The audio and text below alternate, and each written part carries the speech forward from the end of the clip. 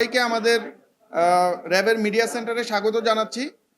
আপনারা জানেন যে আমরা আজকে পল্লবী থানা যুবদলের সদস্য সচিব গোলাম কিবরিয়া হত্যা মামলার এজাহারনামীয় আসামি সহ দুজন শীর্ষ সন্ত্রাসীকে গ্রেফতার করতে সক্ষম হয়েছি। এ ব্যাপারে এখন আমি আপনাদেরকে মিডিয়া ব্রিফ করব। আপনারা জানেন যে গত 17 নভেম্বর 2025 তারিখ সন্ধ্যায় ঢাকা মহানগরীর পল্লবী থানাধীন মিরপুর 12 এলাকায় বিক্রমপুর স্যানিটারি ও হার্ডওয়্যার দোকানে 6 জন অজ্ঞাতনামা সন্ত্রাসী প্রকাশ্য দিবালোকে পিস্তল দিয়ে বুকে ও পিঠে অতর্কিত গুলি করে পল্লবী থানা যুবদলের সদস্য সচিব গোলাম কিবরিয়াকে হত্যা করে। উক্ত স্থান হতে পালানোর সময় স্থানীয় জনতার উপর অস্ত্রধারী সন্ত্রাসীরা গুলি করে এবং এতে একজন রিকশাওয়ালা গুলিবিদ্ধ হয়ে গুরুতর জখম হয়। পরবর্তীতে ছাত্র জনতা তাদেরকে ধাওয়া করে জনি ভুইয়া নামক একজন সন্ত্রাসীকে আটক করে পল্লবী থানায় সোপর্দ করে। উক্ত বিষয়ে ভিকটিমের পরিবার পল্লবী থানায় একটি হত্যা মামলা দায়ের করে। উক্ত ঘটনাটি এলাকায় ব্যাপক চাঞ্চল্য সৃষ্টি করে এবং বিভিন্ন প্রিন্ট ও ইলেকট্রনিক মিডিয়া সহ বিভিন্ন সামাজিক যোগাযোগ মাধ্যমে ব্যাপকভাবে প্রচারিত হয়। ঘটনার পরপরই র্যাব 4-এর আবেদনিক দল ঘটনাস্থল পরিদর্শন করে এবং সেখান থেকে সিসিটিভি ফুটেজ এবং আনুষঙ্গিক তথ্যাদি বিশ্লেষণ করে ঘটনার রহস্য উদ্ঘাটন এবং জড়িত আসামিদেরকে আইনে আওতায় আনার জন্য ছায়া তদন্ত শুরু করে।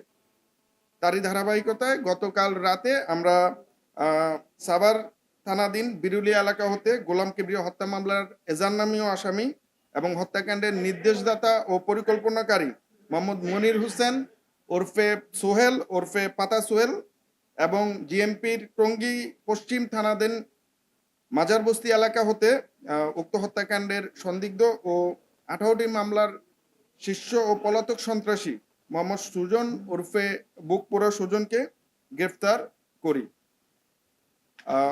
আসামিদের থেকে আমরা যেই প্রাথমিক যে তথ্যাদি পেয়েছি তাতে উক্ত ঘটনার পিছনে আমরা রাজনৈতিক কোন্দল এবং আধিপত্য বিস্তারকে কেন্দ্র করে উক্ত হত্যাকাণ্ডটি সংগঠিত হয়েছে বলে প্রাথমিকভাবে ধারণা পাই।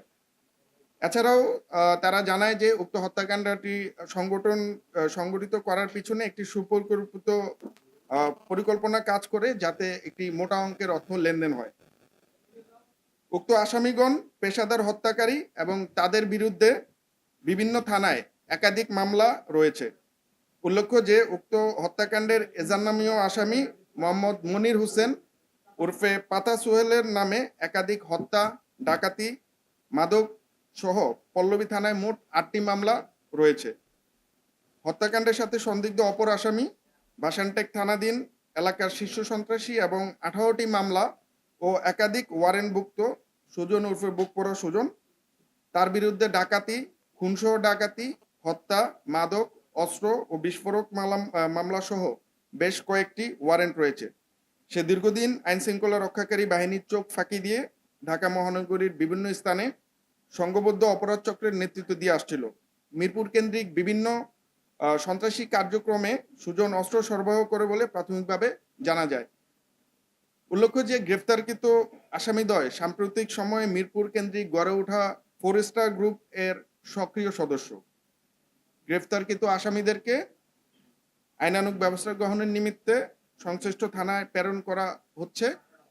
এছাড়াও আমাদের অভিযান চলমান। আমরা আশা করি এই ঘটনার সাথে আর যারা সম্পৃক্ত রয়েছেন তাদেরকে খুব শীঘ্রই আইনের আওতায় নিয়ে আসতে পারব।